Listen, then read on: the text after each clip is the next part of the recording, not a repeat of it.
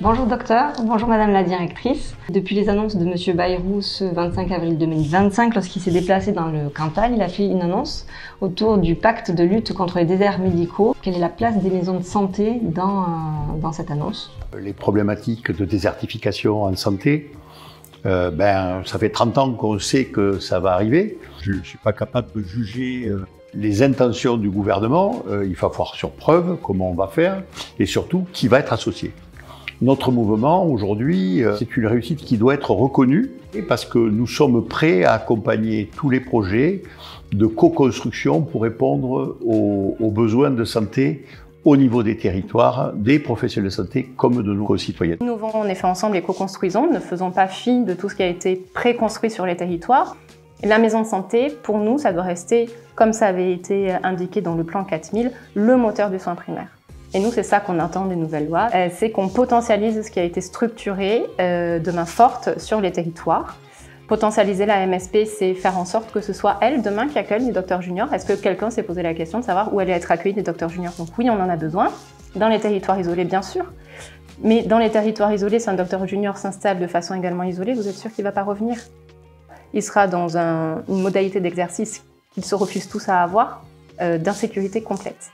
Donc nous, ce qu'on propose, c'est que ces docteurs juniors, ils soient bien sûr intégrés dans les territoires fragiles, mais dans les territoires fragiles, on a toujours une MSP à proximité. Si les gens commencent à travailler chacun séparément, on est sûr que ça ne marchera pas.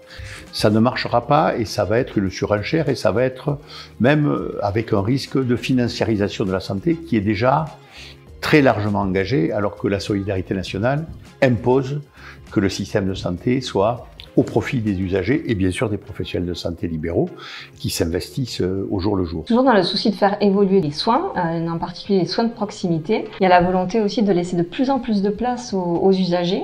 Et je sais que FECOP a une approche assez innovante là-dessus. Est-ce que vous pouvez nous en dire plus? Notre lien avec France Asso Santé Occitanie nous a permis de nous ouvrir aussi, de nous dire, bon, nous on a notre vision des choses.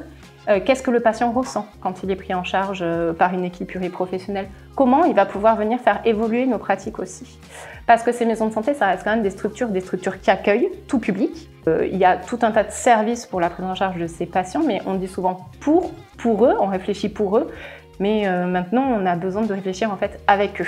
Les expériences qu'on a, qui sont de plus en plus nombreuses aujourd'hui à travers l'éducation thérapeutique du patient, les maisons de sport santé, montre une véritable attente, un véritable engouement des citoyens pour s'investir dans des projets dont ils sont acteurs.